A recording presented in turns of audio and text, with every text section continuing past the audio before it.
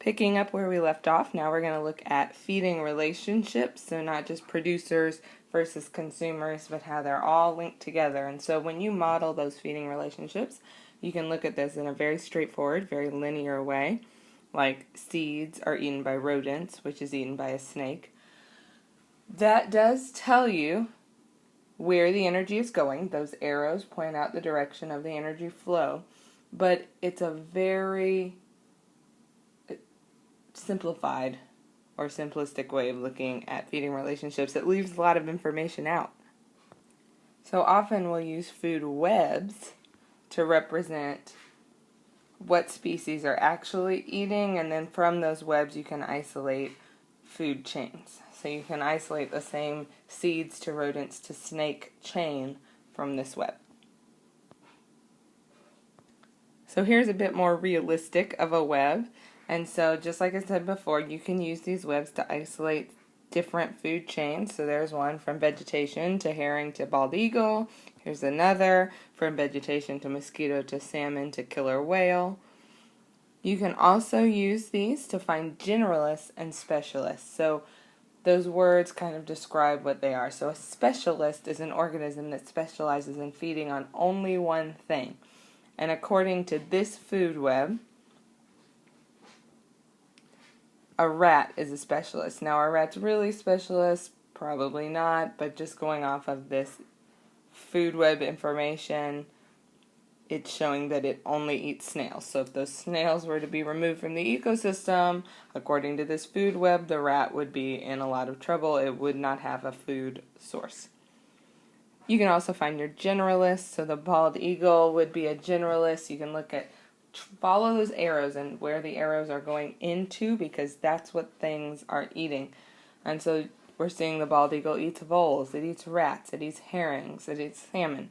So if one species were to suffer for a season or for a few generations, the bald eagle should be able to persist as a generalist. You can also locate trophic levels. So these are your feeding levels. So we can locate all of the things that are eating vegetation. And then we can locate all of the things that feed on the things that feed on vegetation. So I've highlighted them in pink.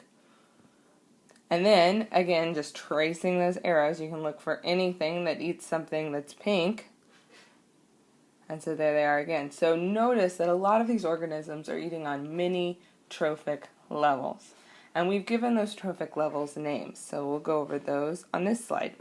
So here again, you can see that there's 5 levels in this food chain.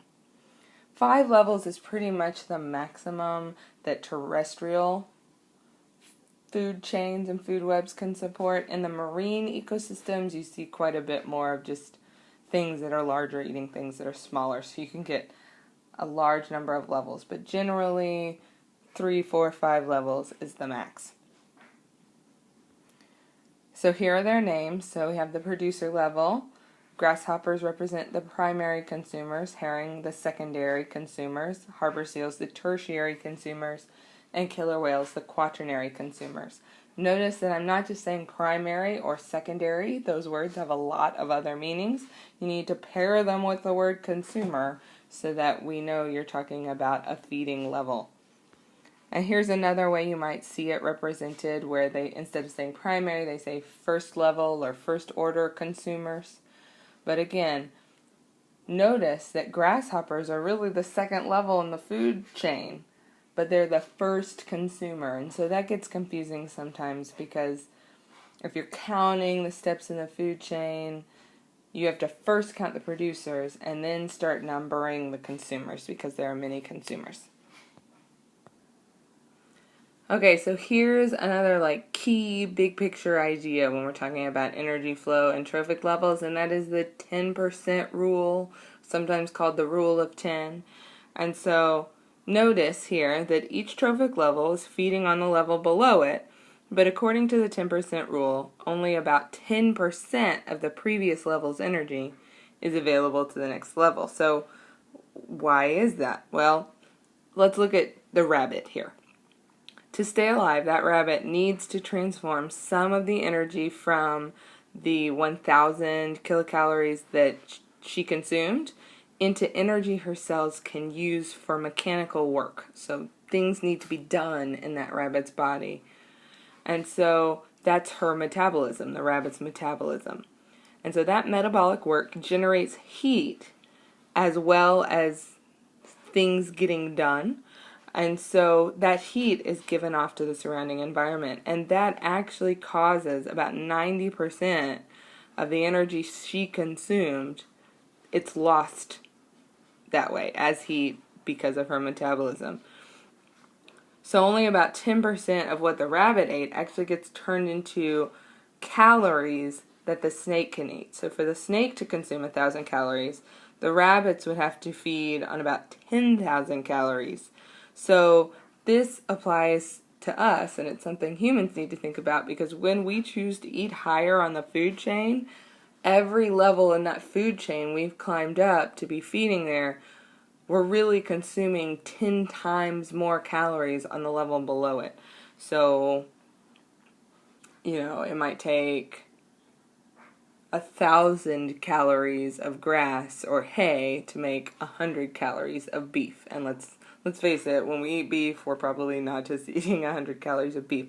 So there's a lot of energy being lost that way. A lot of that producer work to take that energy from the sunlight and turn it into organic molecules, we're losing as we go up the food chain.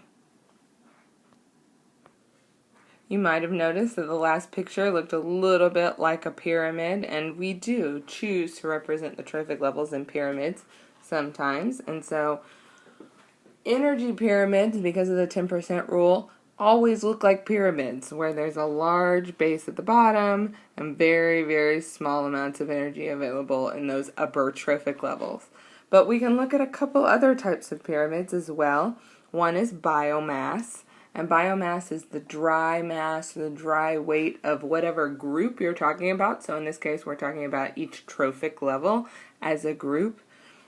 And generally, biomass pyramids are also pyramid-shaped. The exception are some of your marine food webs. So there's those marine food webs again being exceptions. Phytoplankton reproduce really, really rapidly. And so they are the primary nutrient source for most marine food webs. They're where a lot of the energy and nutrition starts, but they reproduce so rapidly that there's almost never more of them in weight than there is the herbivores, like the zooplankton. Numbers, you can also see here, can be a proper pyramid shape or slightly inverted, where they kind of look like a cake on a narrow stand. And that just depends on who your producers are, because you're literally just counting the number of individuals in that area, in that ecosystem. So if you've got something like grasses, very small producers, you're going to need a lot of them to create enough biomass or energy for the consumers to feed on.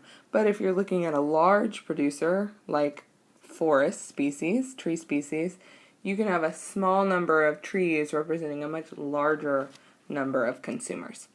And that wraps up our lesson on food webs and trophic levels.